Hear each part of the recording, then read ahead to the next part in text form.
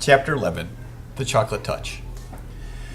Mrs. Midas was much upset when Mr. Midas told her that John had Dr. Cranium's disease.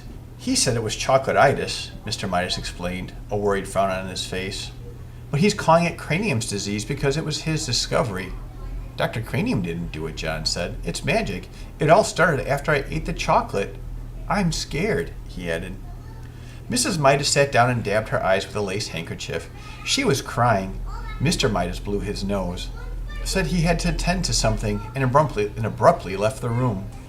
John had been so busy feeling sorry for himself that he had not realized how his mother and father would feel about his chocolate disease. Never mind, Mother, he said, putting his arm around her shoulders. It's all right. Really, nothing at all.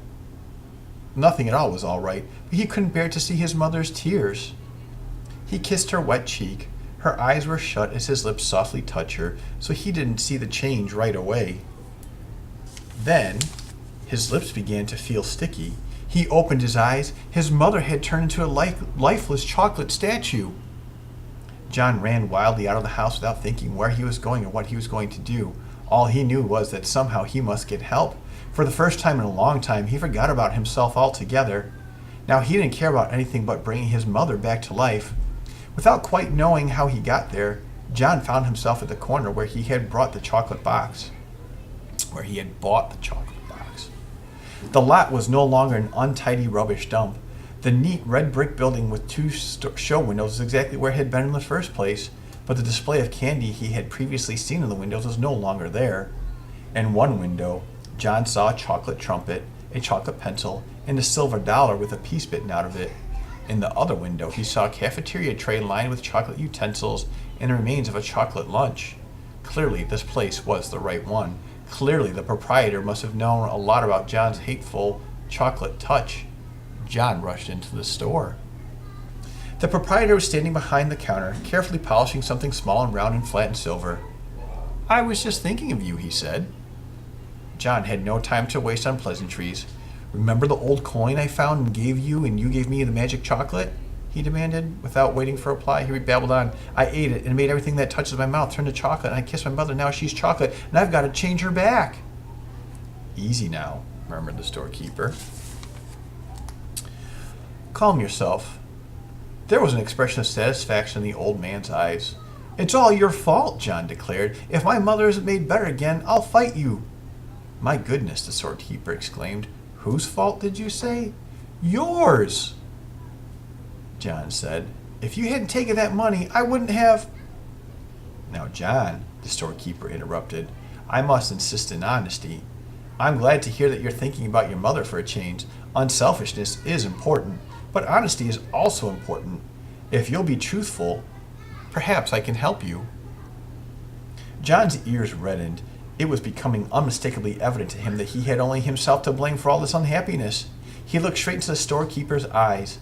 I'll do anything. I'll work for you all of my life. For nothing. And if you turn my mother back, you can turn me into chocolate instead. If you want, you... The storekeeper apparently ignored John's offers. You were right, John, he said, when you guessed they had something to do with your acquiring the chocolate touch. But you yourself earned the coin that bought the chocolate touch. Only greedy people can even see that kind of money. Dr. Cranium was right up to a point. I suppose that one could say you had chocolate-itis, but it was just an outward sign of selfishness. My mother, John reminded the storekeeper frantically, my mother's turned into chocolate. Do something about it. Oh, please do something about it. I'm glad that you are concerned, the storekeeper commented unhurriedly.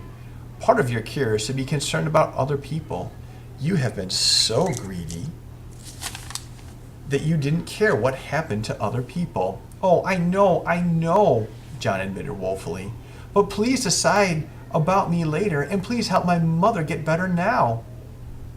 Well, John, the storekeeper said, if you had to choose between getting rid of your chocolate touch and restoring your mother to life, which would it be? For one moment, John couldn't help imagining a future of all chocolate meals. The thought was terrible.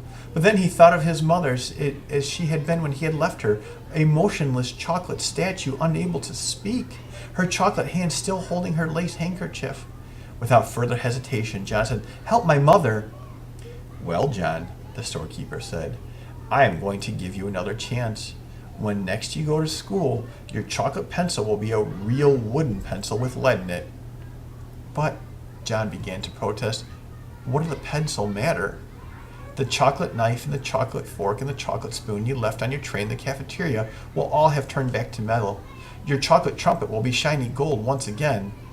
But, John said, don't worry about Dr. Cranium's spoon. He will find a whole silver one on the floor where the broken chocolate one lay. But how about Susan Buttercup will discover that the chocolate stains on her party dress and her party shoes were nothing but water after all. Her silver dollar will be all right. John could stand the suspense no longer. My mother, he shouted. What about my mother? Will she be all right? The storekeeper smiled. Why don't you run along home and find out? He suggested. John turned without even saying goodbye and ran out of the store. The storekeeper went back to the disc that he had been polishing, a disc the size of a quarter. It had to be polished smooth, ready for a new set of initials in case the need for them should arise.